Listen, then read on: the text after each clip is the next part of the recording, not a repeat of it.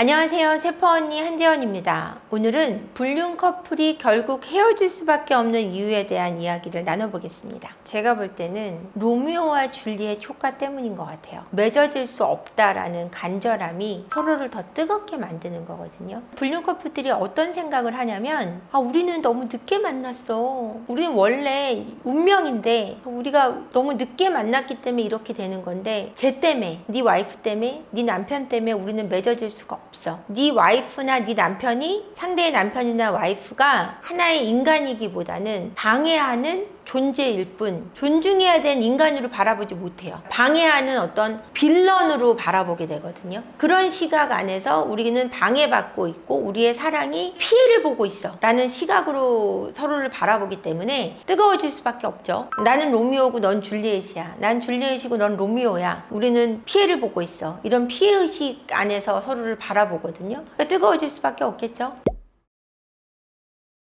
불륜 커플들이 가장 많이 무너지는 거는요, 돈 때문이에요. 불륜이라는 것이요, 어느 정도에서 많이 벌어지냐면 중년의 남녀, 뭐 연애의 불륜도 있지만 연애 때 불륜이라고 하는 것은 사실은 그거는 또 다른 연애를 하는 거지, 결혼해서의 또 다른 연애를 불륜이라고 칭하는 게 저는 맞다고 생각하거든요. 결혼해서 불륜을 하는 층은 아무래도 30대 후반에서 40대 50대가 많아요. 그때 되면은 금전적으로 계산하는 사람들이 더 많아져요. 내 거, 네 거, 아니면은 돈에 대한 개념이 더 확실해지는 나이기 때문에 그때 돼서 이제 사랑을 하게 된다 그래도 내 것을 다 주면서까지 금전적인 부분까지 다 오픈하고 막 다 주고 막 이러는 사람들이 드물어요. 이 나이대의 여자들, 남자들의 개념은 경제적으로 완전히 자유로운 사람들이 거의 없어요. 근데 막 사랑해요. 딱 계산적인 측면에 부딪히면 딱 현실이 딱 오는 거예요. 여행을 가기로 했는데 여자들 같은 경우는 내가 다시 공주같이 대접을 받고 싶어요. 근데 남자들이 굉장히 싼 방을 잡아요. 그리고 음식은 네가 샀으면 좋겠다라든지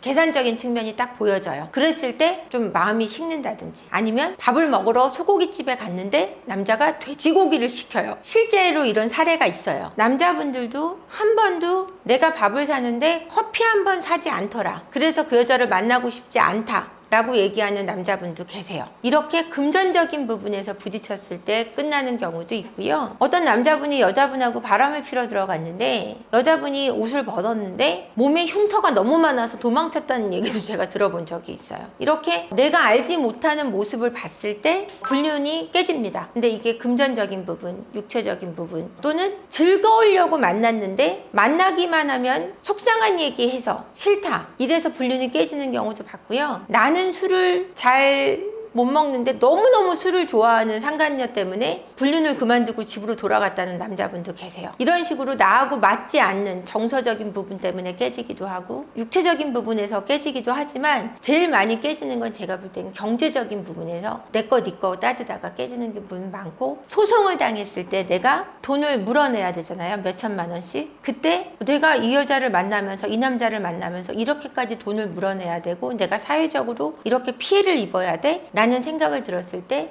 많이 깨지는 것 같아요.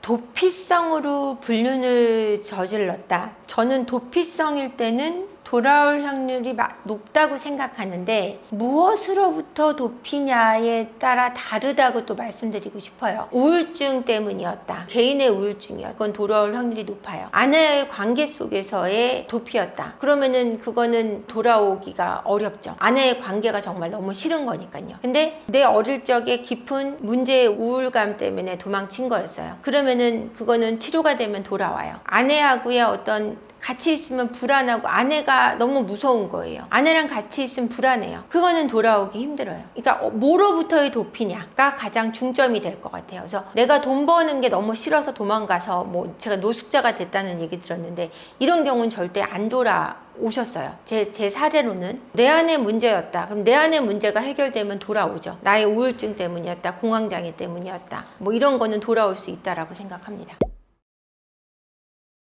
불륜을 저지르는 사람은 처음에는 누구나 죄책감이 있어요. 한 3개월 정도. 그래서 방황해요. 불륜을 계속 할까 말까. 3개월 정도는 고생하는데 3개월이 지나면서 그 죄책감을 털어내요. 왜냐면 불륜이 너무 재미있기 때문에 그 재미가 죄책감을 이겨요. 3개월이 지나면서는 괜찮아. 내가 크게 피해를 주지 않고 가정을 버리지 않으면 돼. 이런 방식으로 자기를 다독여요. 그래서 죄책감이 없는 사람은 없지만 그 죄책감이 결국은 진다는 얘기예요.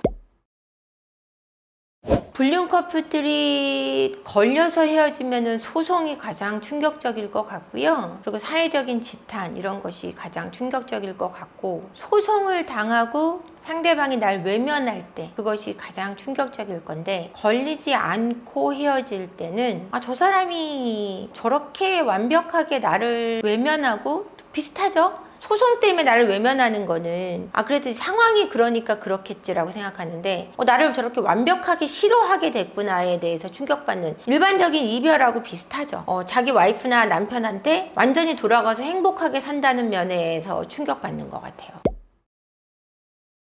불륜을 하게 되면 서로 진짜 사랑한다고 믿어요. 불륜을 하면 서로 굉장히 사랑한다고 믿고 세상에 없는 사랑인 줄 알아요. 내가 지금까지 해본 사람 중에 이런 찐사랑은 처음이야 라고 생각한단 말이에요. 난 인조이야 하는 사람 몇 명 안 돼요. 거의 90%는 이게 내 인생의 마지막 사랑이고 내 삶의 마지막 로맨스야 라고 생각하지, 사랑이 아니라고 생각하는 사람은 거의 없어요. 이걸 사랑한다고 생각하기 때문에 그 위험한 일을 하는 거예요. 불륜처럼 지탄받는 일이 어디 있습니까? 어떻게 보면은 도둑질하는 것보다 훨씬 매장당한단 말이에요. 보시잖아요, TV에서 불륜한 사람들 어떻게 되는지. 그런데도 그걸 하는 거는 찐사랑이란 말이에요.